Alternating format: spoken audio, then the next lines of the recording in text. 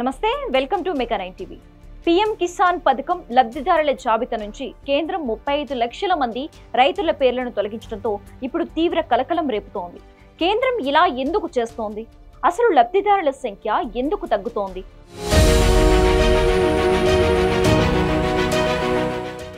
మరో కారణం కూడా ఉంది. త్వరలోనే ఈ పథకం ఏడాది లబ్ధిని 6,000 రూపాయల నుంచి 9,000 రూపాయలకి పెంచేందుకు కేంద్రం ప్లాన్ చేస్తోంది. అలా పెంచాలంటే మరిన్ని నిధులు కావాలి.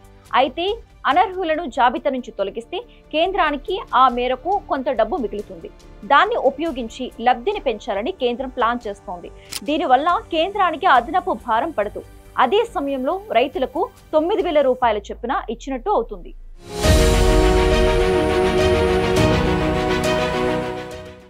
లబ్ధిదారుల జాబితా నుంచి మీ పేరు తొలగించకూడదు అని అనుకుంటే మీరు కేవైసీ అంతా కరెక్ట్ గా చేశారో లేదో చెక్ చేసుకోవాలి. వెబ్సైట్ లో ఈ కేవైసీ ఆప్షన్ ఉంటుంది. అందులోకి వెళ్లి పూర్తి సమాచారం ఇవ్వాలి.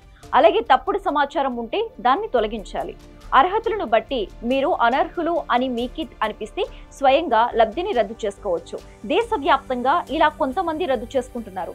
మీరు అర్హులైతే ఉండి మీ పేరును తొలగిస్తే మాత్రం వెంటనే అలర్ట్ అయ్యి మీ పేరు తిరిగి నమోదయ్యేలా రిజిస్టర్ చేసుకోండి.